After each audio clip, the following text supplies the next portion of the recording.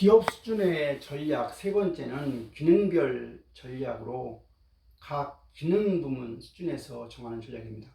그래서 기능별 전략은 사업 전략의 하위 전략인데 각 기능 부문 수준에서의 어떤 목표의 설정과 경쟁력을 제고하는 방안에 관한 전략이 되겠습니다. 그래서 이 기능별 전략의 주요 관심사는 부문별 경쟁 우위의 창출 또는 경쟁 우위를 갖다가 분석하는 것이 되겠고, 주로 이제 생산이나 마케팅이나 재무나 인적 자원 수준에서 관심을 갖습니다. 기업의 최고 경영자 수준에서 관심을 갖는 기업 전략은 바로 기업 전체의 장기적인 방향을 정하는 전략이라고 하면, 사업부 단위에서의 전략은 사업 전략이고 사업부의 경쟁 전략이라고 말할 수 있는 것이고, 생산, 마케팅, 재무, 인사, 연구개발 같은 기능별 전략은 기능 부서별 구체적인 수행 방법이라고 볼 수 있습니다. 서비스 전략 수립의 단계입니다.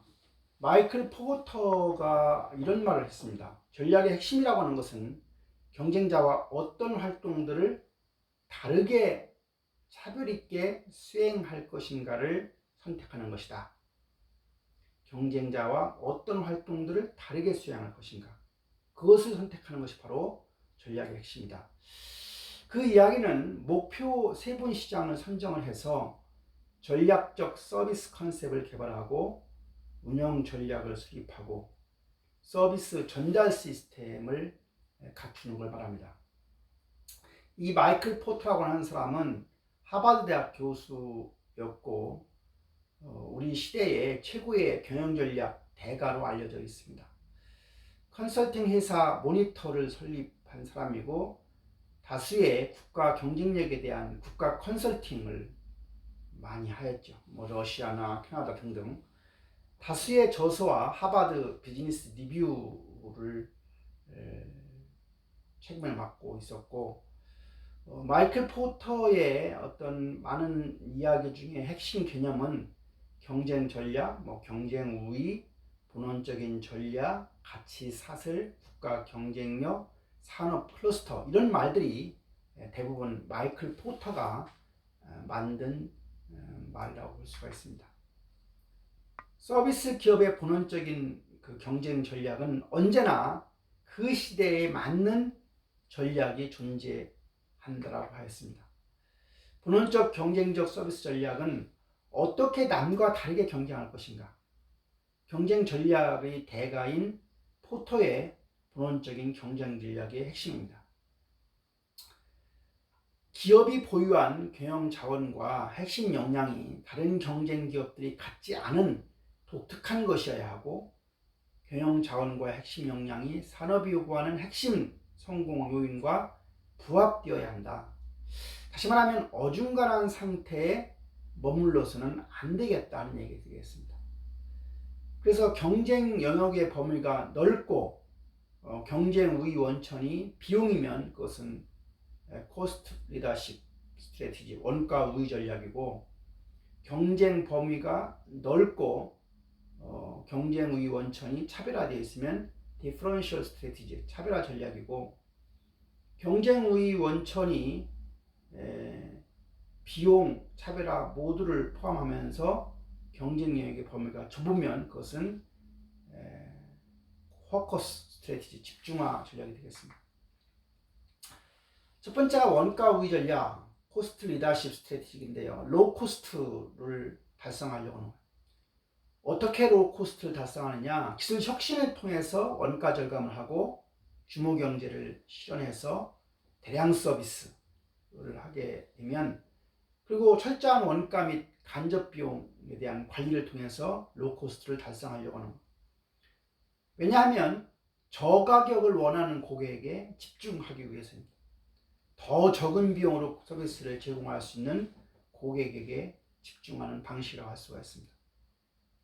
미국의 USAA, 미 장교와 가족을 USAA라고 하는데, 이 미국의 USAA와 가이코 보험, 미 공무원 관련된 그 가이코 보험, 에듀카 자동차 보험, 다시 말하면 교직원 보험 이런 것들이 이제 그와 관련되어 있는 사업입니다.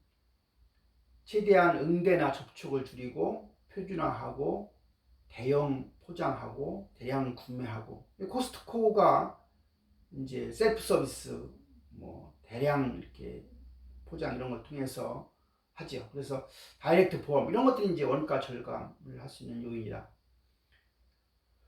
그 다음에 로코스트를 달성하기 위해서 고객 서비스를 표준화하라. 개인적인 요소를 최소화하고 특이한 니즈의 개별 서비스는 목표 시장이 아니라고 보는 것. 맥도날드 같은 경우에 알바 요리를 하도록 한다거나 ATM과 인터넷 뱅킹을 활성화한다. 기술 혁신과 서비스의 전달 비용을 최소화하라. 서비스 프로세스를 이원화한다. 세탁물 수집과 세탁을 이원화한다. 이런 거지. 네트워크 비용을 최소화한다. 페덱스의 거점과 지점 네트워크, 허브 앤 스포크 방식 이런 것들이 네트워크 비용의 최소화의 예가 되겠습니다. 월마트의 초기의 성장 전략을 보면 62년도 1962년 샘 월튼이 미국 중부의 알칸사주에서 설립한 곳이 바로 월마트입니다. 자사의 구매 가격이 10내지 15% 정도의 낮은 마진을 붙여 판매하는 할인 판매점으로 출발하는 회사입니다. 초기 인구가 작은 지방이나 도시 외곽지역을 중심으로 점포를 확장하였습니다. 이로 인해서 K마트 등과 같은 주요 경쟁자들과 경쟁을 피할 수 있었습니다. 정기 세일 대신에 에브리데이 로우 코스트라고 프라이스라는 전략을 채택했다. 다시 말하면 에브리데이 로우 코스트, 매일 가장 낮은 가격 이런 전략을 채택함으로써 소비자들에게 긍정적인 반응을 얻었습니다. 월마트의 비용 우위 유지 전략을 보면 중앙 집중 구매 방식이었다. 공급자들에게 가격 인하를 요구함으로써 구매 비용을 절감했고 지역 매장들과 납품업체 등을 연결하는 첨단 정보 시스템을 제공했다. 매장별 재고 관리를 한다거나 물품의 발주나 배송 등을 자동화한다거나 재고 관리나 관련 비용을 절감했다. 과감한 첨단 기술 투자를 하였는데 인공위성을 이용한 정보 네트워크를 통해서 물류비를 절감했다.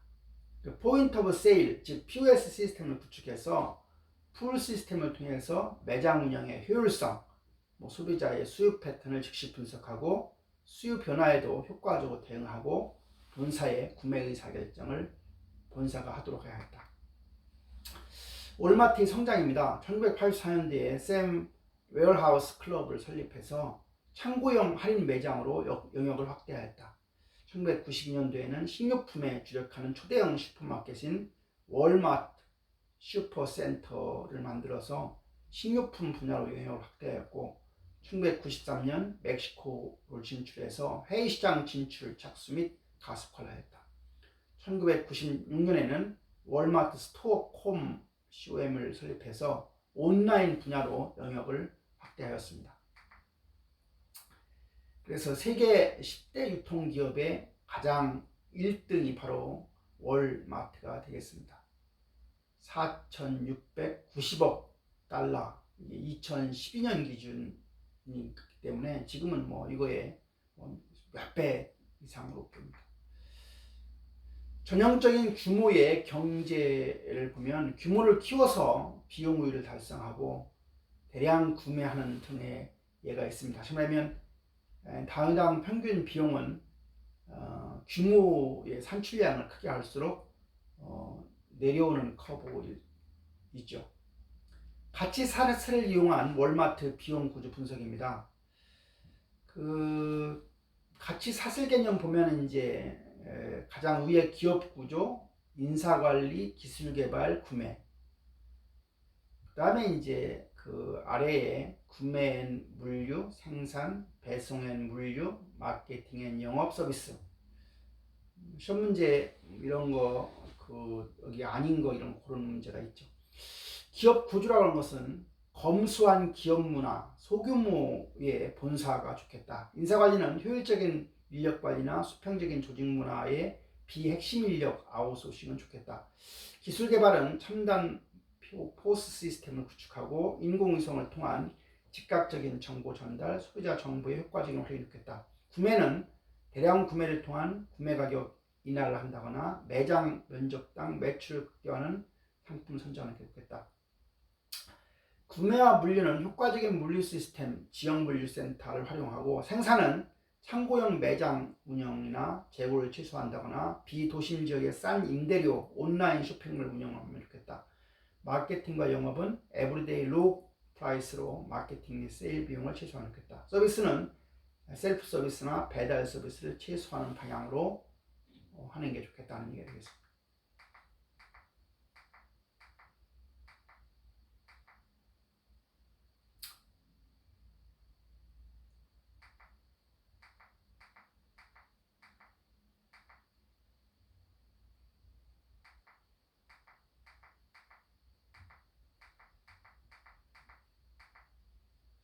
다음은 차별화 전략이 되겠습니다. 디퍼런셜 스트래티지인데요. 차별화 전략은 브랜드의 이미지나 독특한 특성, 높은 서비스 품질을 달성하려고 하는 것이고 무형적인 요소를 유형화하는 겁니다. 호텔에 이름 새겨진 무료 화장 도구, 올레길 완주 카드, 디즈니의 기념품 상점 등이 예가 되겠습니다. 세 번째는 고객화된 서비스를 제공한다. 버거킹의 Have it your way 주문에 만드는 과정 실행으로 맥도날드와 차별화하는 방법입니다. 네 번째는 잘 훈련된 종업원을 보유해서 일관된 서비스를 제공한다. 리츠 칼튼 호텔의 골드 스탠더드 신입사원 오리엔테이션에 활용되었습니다. 그다음에 인식된 위험을 감소시킨다. 메이오 클리닉의 로비가 품격 있는 이미지의 한 예가 되고요. 환자들은 스트레스를 받고 있다. 그래서 우리는 시설 분위기를 부드럽게 만들고 밝고 긍정적인 것들로 눈길을 끌어서 스트레스를 줄여주려고 노력하고 있습니다. 차별화의 정의입니다. 차별화의 우위는 소비자에게 독특한 가치를 제공해 줌으로 해서 차별화에 소요된 비용 이상으로 높은 가격 프레임을 얻는 것입니다. 차별화와 세분화를 보면 차별화는 기업이 어떻게 경쟁할 것인가와 관련된다고 하면 세분화는 기업이 어느 시장에서 경쟁할 것인가와 관련된다는 개념입니다. 차별화 변수는 유형의 차별화가 있습니다. 눈으로 관찰이 가능한 제품이나 서비스의 특징과 관련된 것이고 무형의 차별화는 제품이나 서비스에 대해서 소비자가 느끼는 사회적, 감정적, 심리적인 차이와 관련된 개념입니다. 차별화 전략은 첫 번째가 표준 제품을 고객화한다. 건강 치트 진단 패키지의 모듈화가 한 예가 되겠습니다. 두 번째는 서비스 종업원의 능력을 향상시킨다. 훈련에 관심을 기울이고 싱가포르 에어라인이나 샹그릴라 호텔이 예가 되겠습니다. 세 번째는 인식된 위험을 감소시킨다. 병원의 경우에 수술 후유증의 사전 설명을 해준다거나 치료 예상 비용을 사전에 공지하는 방법이 되겠습니다. 식당 같은 경우는 유명 연예인의 방문 사진을 걸어놓는 것도 인식된 위험을 감소시키는 방식이 되겠습니다. 네 번째는 서비스 품질을 통제하는 겁니다. 품질에 대한 기대 수준과 인식 수준의 차이를 줄여야 하는데 서비스 품질의 일관성 유지가 중요한데 맥도날드가 이런 것을 잘하는 걸로 알려져 있고요. 종업원 훈련이나 매뉴얼 개발, 현장 감독, 서비스 법무에 제한이 있을 수 있습니다.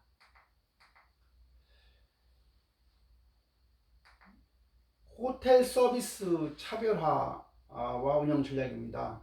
인터컨티넨탈 같은 경우는 세계 최대 규모로 시장을 세분화하고 고객 선호도에 맞추는 전략을 사용하고 있고 고객의 요구에 맞는 여행의 즐거움, 숙박의 경험을 즐기도록 하고 있습니다. 할리데이 익스프레스는 경제적 관점에서의 레저 사업 고객에 한정하고 테이블 서비스 대신에 가볍고 빠른 아침 식사를 하는 것으로 되어 있습니다. 할리데이 스테이 브릿지 슈트는 장기 투숙 고객을 상대로 하고 침실의 종류나 세탁이나 도서대출이나 아침 식사, 식당 등과 이런 것들이 잘 알려져 있고 크라운리 플라자 호텔 리조트는 수준 높은 객실 서비스를 제공한다거나 부유층 여행객, 국제적 성향에 따른 고객 서비스를 해주는 걸로. 호텔 인디지오는 고객의 라이프 스타일에 어울리는